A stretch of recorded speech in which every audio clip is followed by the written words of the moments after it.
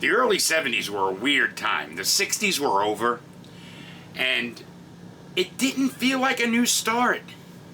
It felt a little bit more like a slow unraveling. The story of my life.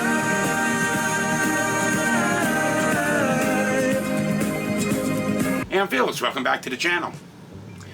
Before we start going year by year in future videos, I want to take a look at a unique stretch of time from 1971 through 1975. We're going to look at how the world changed, how music changed, and kind of what it felt like. In 1971 through 75, yeah, the 60s were over and behind us. But we also left behind the idealism of the 60s and started to go into a more stark reality. The Vietnam War was ever escalating. It looked like it was never going to end. There was political scandal and economic struggles. Music was definitely changing, as were the kind of movies we went to see. As someone who was in their very early teens and living it, I could feel the change. It didn't feel as innocent. Life didn't feel as simple. And as I said, music evolved. In 71 through 75, pretty much the entire British invasion was gone. I mean, yeah, we still had the Rolling Stones, we still had kind of the Animals, but the Beatles were gone, and they were the ones that started the whole thing. And we ushered in a new era of stadium rock. Led Zeppelin, Queen, The Who, also part of the British invasion, but they weren't gone, and they really didn't come into their own until after the 60s. When I heard Stairway to Heaven for the first time, it was like a revelation.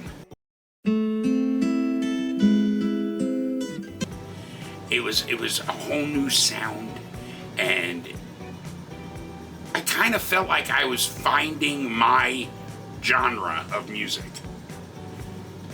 And then Queen with Killer Queen. She's a killer queen. The Who with multiple hits. But it wasn't just arena rock. Soul and R&B were really starting to come to the forefront and in an explosion. You had Marvin Gaye with What's Going On. Mother, mother. You had Stevie Wonder with Superstitious.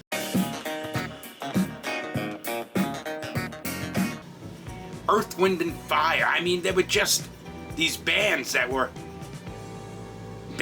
artists that were just recreating music.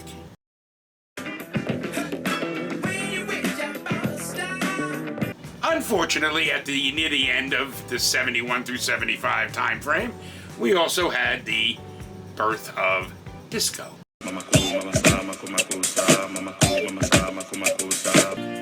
I'd like to know when. Not really one of my favorites, but hey, I got into that too later on, and we'll talk about that in time. So yeah, there was a lot of great music being made. But you know what was missing? The artists making a statement. The artists yelling at the top of their lungs that we weren't going to take it anymore. And that's because the hippie culture had completely vanished. And the American counterculture was still there, but it was more kind of subdued and underground. And then there was the political scandals of those years. The Watergate break-in, which happened in 71, but the actual coming to the forefront of the Watergate scandal that would ultimately take down a president. The Vietnam War ending after we took Saigon. People were kind of overjoyed. Their children were coming home. But they came home to greetings that were scornful and hateful. And maybe even though we couldn't see those artists, those music artists, screaming about change and revolution. We did kind of start getting it in our movies. They were becoming more gritty, more rebellious. Movies like The Godfather, Taxi Driver. TV was changing. We had shows like All in the Family, The Jeffersons, MASH. Little something about All in the Family. That was the first time that a toilet flush was ever heard on television. Why that was a big thing, I have no idea. But I think it kind of signaled a little bit of a chink in the armor of the ultra-conservatives. You know, thinking back, I kind of wondered to myself, at 11 through 15 years old, how much of this was I really living in the moment about? How much of this was I really absorbing? And was it making really that much of a difference in my day-to-day life at that time? I had not yet broken out of my he's the outsider, let's pick on him thing.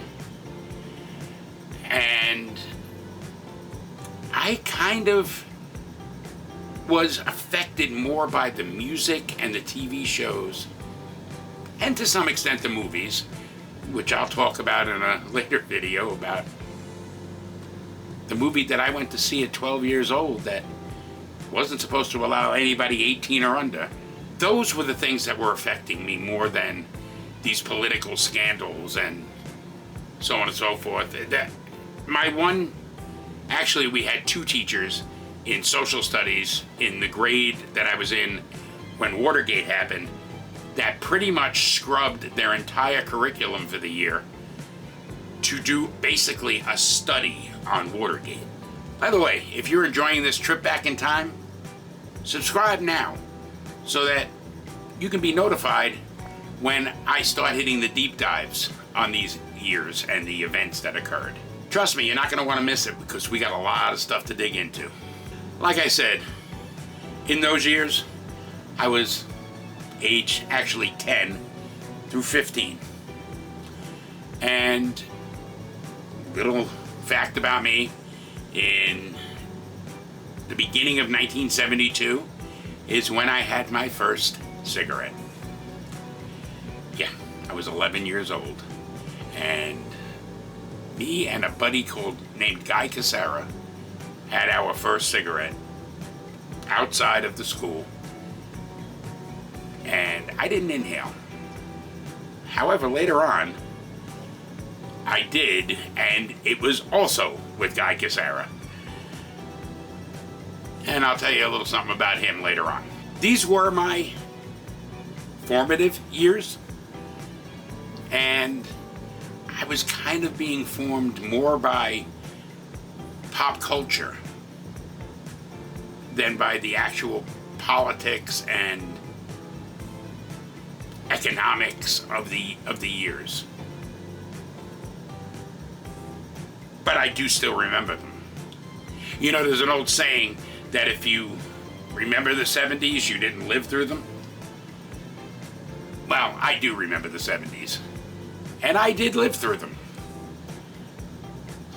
So going forward, we're going to do some deep dives.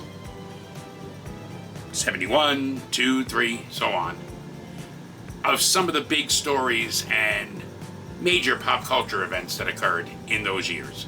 I'm Felix Gomes, and this is the story of my life.